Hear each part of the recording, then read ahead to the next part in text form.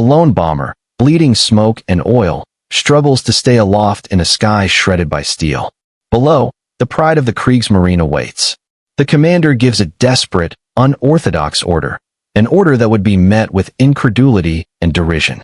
They would later mock it as the upside-down bombing run, a maneuver that violated every principle, every tenet of aerial combat, a seeming act of final, futile defiance. But what transpired over the frozen, merciless expanse of the Barents Sea on July 5, 1942, would silence every critic, rewrite a tactical manual, and etch a single crew's name into legend. This is not merely a story of an attack. This is the story of how a crippled Soviet Petlyakov Pe-2, against all mathematical probability and martial logic, crippled a naval operation and struck a blow that would echo through the Arctic Convoy War. This is the day innovation was born from desperation. To understand the sheer audacity of that day, we must first comprehend the strategic chessboard of the Arctic summer of 1942. The Eastern Front was a maelstrom of blood and steel at Stalingrad. The Western Allies, reeling from losses in the Atlantic and the fall of Tobruk, were pouring vital war material into the Soviet Union via the Northern Sea route, the infamous Arctic convoys. Codenamed PQ and QP, these convoys braved not just the punishing polar cold and treacherous ice, but the relentless shadow of German air, submarine, and surface forces based in occupied Norway. For Grand Admiral Erich Raeder, commander of the Kriegsmarine, these convoys represented a glittering strategic prize. To sever this lifeline would throttle the Red Army's capacity to fight. Thus, Operation Wunderland, was conceived. It was a powerful surface sortie designed to erupt into the Barents Sea, annihilate Allied shipping, and bombard Soviet coastal installations with the kind of heavy-caliber shelling only capital ships could deliver. The spearhead of this operation was the pocket battleship, later classified as a heavy cruiser, Admiral Scheer. A veteran raider of the Atlantic, the Scheer was a masterpiece of German naval engineering. 15,000 tons of armored steel, armed with 6 devastating 11-inch guns and 2 triple turrets, capable of outgunning any escort and outrunning any battleship. She was not alone. Accompanying her was her sister ship, the heavy cruiser Lutzow, another vessel of formidable power. Their escort consisted of the destroyers Z-24, Z-28, and Z-30, and the submarine U-255 acting as a scout. This was a balanced, lethal squadron, commanded by Vice Admiral Oskar Kumets aboard the Scheer. Their confidence was high. They sailed under the near-perpetual gloom of the Arctic summer fog, a natural cloak against prying Allied eyes. The Soviet defense of these waters fell to the Red Banner Northern Fleet, a force chronically stretched thin. Its air arm, however, was tenacious and adapting to the harsh conditions. Among its premier units was the 2ND Guards Mixed Aviation Regiment, stationed at Vaenga Airfield near Murmansk. These men were veterans of the polar front, accustomed to flying in blinding snowstorms, navigating by dead reckoning over featureless water, and facing the technical superiority of German aircraft. Their workhorse was the Petlyakov Pe-2, the Peshka, a sleek, twin-engine dive bomber. It was fast, relatively modern, and versatile, but it was also lightly armored and carried a modest bomb load. Its prescribed attack profile was a steep, 60 to 70-degree dive, releasing bombs at low altitude for maximum accuracy against the nimble, armored targets that were warships. In the navigator's seat of one particular P-2, serial number Red 13, sat a man whose name would become synonymous with the impossible shot. Captain Lieutenant Mikhail Iosifovich Plotkin. At 28, Plotkin was not a flamboyant ace. He was a professional, a master of navigation and bomb aiming, respected for his cool, analytical mind. His pilot was Senior Lieutenant Vasily Alexandrovich Rukavitsyn, a steady hand known for his flying precision under pressure. Their crew was completed by radio operator/gunner Senior Sergeant A.I. Rovnya. They were a team, a single organism within the cold aluminum skin of their aircraft. The stage was set. A powerful German battle group, invisible in the Arctic mist, seeking decisive victory. A determined but outgunned Soviet naval air force. And a fragile, human link between them. A bomber crew about to have their training, their courage, and their very understanding of physics tested beyond any conceivable limit. The opening act of the drama is centered on Convoy PQ-17. In early July, British Admiralty intelligence, fearing the presence of the Tirpitz, made the catastrophic decision to scatter the convoy. It was a death sentence. The merchant ships, now isolated, were picked off one by U-boats and the prowling aircraft of the Luftwaffe's Fliegerführer Nord. For the German surface squadron, it was a field day. Yet, Kumets wanted bigger game. He pushed further east, towards the shipping lanes near Novaya Zemlya, hoping to catch follow-on convoys or strike at Soviet ports. Meanwhile, at Soviet Northern Fleet headquarters in Polyarny, the picture was one of frantic uncertainty. Where was the Scheer?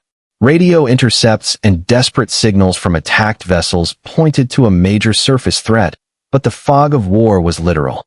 Reconnaissance flights probed the murk, often returning with nothing but frost on their wings. Then, a break. On the morning of July 5th, a patrol aircraft, or perhaps a signal from a weather station on Novaya Zemlya provided a fix. The German squadron had been sighted. The order crackled over the wires to the airfields. Launch all available bombers. Find and attack the enemy heavy units. Stop them. At Vienga, the alarm klaxons shattered the relative quiet. Ground crews, numb-fingered in the chill, swarmed over the Pe-2's, loading 250 kilograms and 100 kilograms high-explosive bombs into the base. The aircrew, pulled from briefings or snatched moments of rest, bundled into their heavy flight gear. Plotkin and Rukavitsyn performed their pre-flight checks with methodical speed. The tension was palpable. Every man knew the statistics. Attacking a heavy cruiser with its layered anti-aircraft defense, from the heavy 105mm flak guns, to the rapid-fire 37mm batteries, down to the wicked 20mm quadruple mounts, was a lottery with grim odds. The Pe-2's only chance was the dive, the fleeting moment of near-vertical accuracy. The engines of Red 13 coughed, then roared to life. The formation taxied, a line of angular, predatory shapes against the barren tundra. One by one, they lifted into the gray sky, forming up into a loose combat formation before turning north, towards the Barents Sea. The mission was on. Narrator * for over an hour, they droned north. Below, the sea was a choppy, leaden gray, dotted with icebergs and brash ice. The cold seeped into the cockpit, a constant companion. Plotkin navigated by dead reckoning and occasional glimpses of the sun through the high overcast, his eyes scanning the horizon, then his instruments. Radio silence was absolute. Then, as they approached the estimated position, the weather began to shift. Patches of fog clung to the water, but broader clearings appeared. And in one such clearing, the navigators in the lead plane saw it. Through his plexiglass nose, Mikhail Plotkin's blood ran cold. There, etched against the dark water, were the distinct, menacing silhouettes of two large warships. The low, elongated hulls, the massive forward turrets, the heavy cranes and superstructures. Unmistakably Admiral Scheer-class heavy cruisers. Around them, smaller, faster shapes darted, destroyers. It was the entire Wunderland squadron, steaming at a moderate speed, apparently confident in their isolation. On the bridges of the German ships, lookouts shouted warnings. The radar operators on the Scheer and Lutzow had likely picked up the contacts moments before visual confirmation. Klaxons blared. Hatches slammed shut. Gunners sprinted to their stations. The sophisticated fire control directors of the 105mm batteries whirred as they began to compute range, bearing, and altitude. The peaceful Arctic tableau shattered into one of urgent, lethal preparation. The Soviet flight leaders signaled the attack. The lead element of Pe-2's tipped their noses over and entered their dives. The scream of their engines rose in pitch as they accelerated. Almost instantly, the sky around them erupted. Puffs of dirty black smoke from the 105mm bursts appeared first, followed by the faster, brighter flashes of the medium and light guns. Tracers, glowing green and red, began to stitch intricate, deadly patterns across the sky. It was a flak wand, a wall of flak. Plotkin and Rukavitsyn, holding position for their turn to dive, felt their aircraft buck in the concussive waves. They were still minutes from their own attack point, and the defensive fire was already intensifying, seeking the range of the entire formation. Then, catastrophe. A shell, whether from a 37mm battery on a destroyer or a fragmentation round from the cruiser's secondary armament, found its mark. A violent, jarring impact rocked Red 13. The sound was a terrible metallic rip. From the cockpit, Rukavitsyn saw a stream of dark oil instantly coat the starboard side of the canopy. The engine RPM needle on the right side began to gyrate wildly, then plummet. The starboard engine, hit in its vital systems, seized with a final, shuddering groan. The Pe-2 yawed violently to the right. Rukavitsyn fought the controls, applying full left rudder and aileron to correct the swing. The aircraft lost altitude rapidly, now flying on the power of a single, straining Klimov M105 engine. They were crippled. The classic, high-speed dive-bombing attack was now an impossibility. The asymmetric thrust made a controlled dive a one-way ticket into the sea. The flak intensified around them, the German gunners now concentrating on the obviously wounded bird. Shrapnel peppered the fuselage with a sound like hail on a tin roof. The radio operator, Ravnya, reported damage to the tail section. The situation was dire. They had two choices: break off and try to limp home, a prospect dubious in itself, or find another way. In the Navigator's position, Plotkin's mind raced, discarding doctrine, searching for a solution in the fundamentals of ballistics and geometry. Rukavitsyn, we cannot dive. Plotkin's voice was sharp, clear over the intercom, cutting through the roar of wind and engine. Level out. Bring us directly over the lead cruiser. The Scheer. Do it now. The pilot, his hands gripping the controls with white-knuckled intensity, obeyed. He stopped fighting the descent and stabilized the aircraft in a shallow, struggling descent, aiming the nose of the wounded Pe-2 directly at the immense silhouette of the Admiral Scheer, which was now beginning to turn, its wakes boiling. To the German observers, this was a bizarre sight. The smoking bomber was not diving, nor was it turning away. It was coming straight on, in a shallow, level approach, the worst possible tactic for bombing accuracy against a moving ship. On the Scheer S bridge, officers might have seen it as an act of sheer desperation, a pilot trying to crash his plane into the ship. The light flak intensified, concentrating into a cone of fire directly ahead of the Pe-2. Inside, Red 13. The sensory overload was absolute. The deafening, irregular beat of the single engine. The shriek of damaged airframe components. The constant, jarring crump of nearby flak bursts. The pungent smells of burning oil, hot metal, and fear. Vasily Rukavitsyn focused on a single point, holding the aircraft steady, keeping it online. He was flying them into the heart of the inferno. Mikhail Plotkin, meanwhile, became a machine of calculation. Hunched over his OPB-1 bomb sight, his world narrowed to the crosshairs and the moving shape of the cruiser filling them. He was compensating mentally for their low speed, their shallow angle, the crosswind, the ship's turn. He was preparing to execute a bombing solution that had never been practiced, never been diagrammed. They were now inside the final, lethal ring of defense.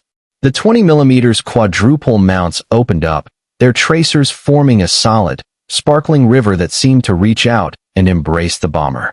Rounds struck the wings, the fuselage. The remaining engine screamed. Altitude bled away. 800 meters. 600. 400. They were barely above mast height.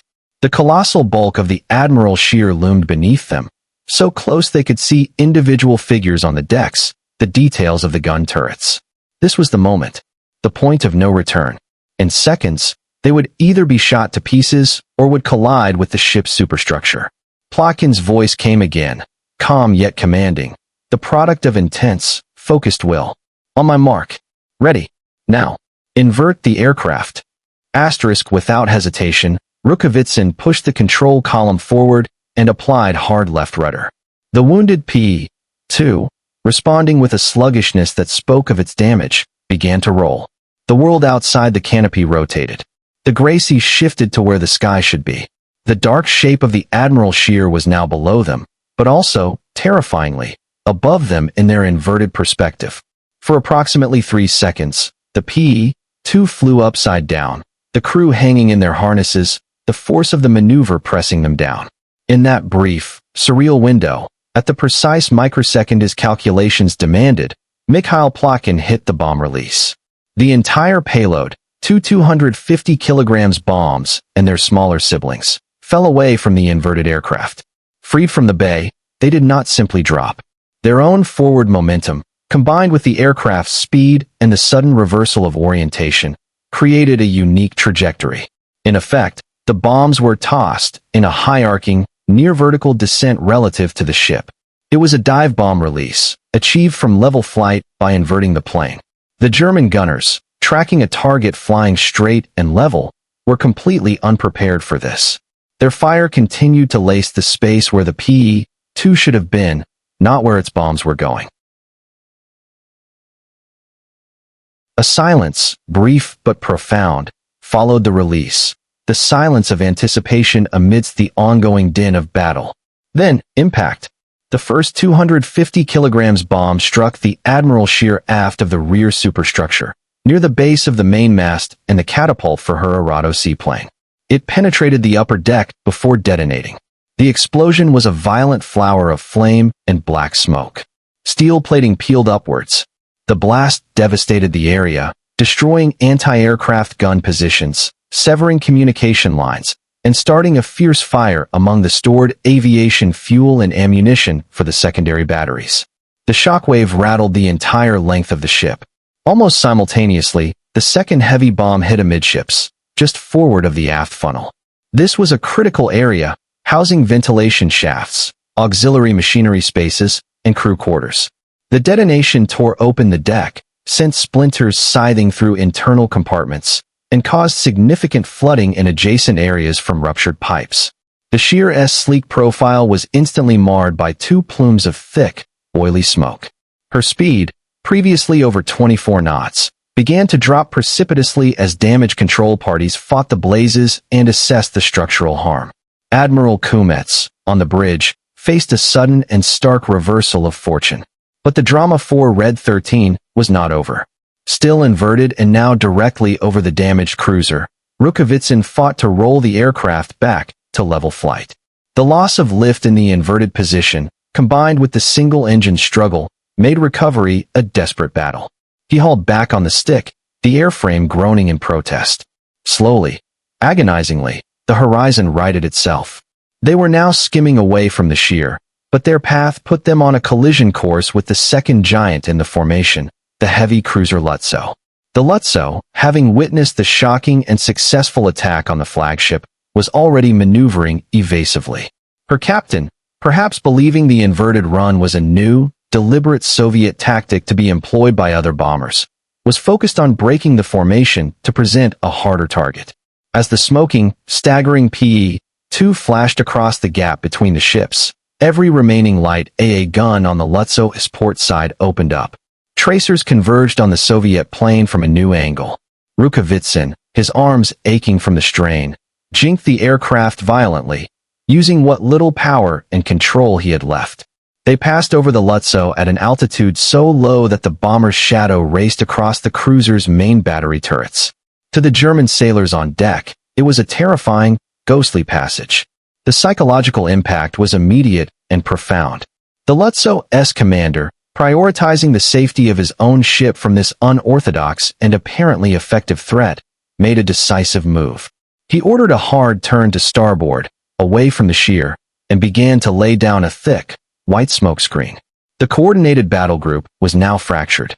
The Lutzow was disengaging. For Plotkin, Rukavitsyn, and Ravnya, the immediate fight shifted from attack to survival. With one dead engine, a fuselage resembling a sieve, and fuel leaking from a damaged tank, they turned south, away from the carnage they had created. The return flight was an eternity of anxiety. Every vibration threatened to be the final one. The single engine's temperature gauge hovered in the red. For over 90 minutes, they coaxed the dying aircraft home, navigating by the sun and sheer will. When the familiar, scarred landscape of the Kola Peninsula finally appeared, and the wheels of Red 13 touched down on Vanga's runway, the aircraft virtually fell apart. It would never fly again. But the crew stepped out, alive.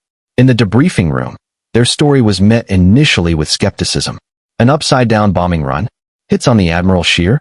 It sounded like the fantasy of stressed men. But soon, corroborating evidence arrived.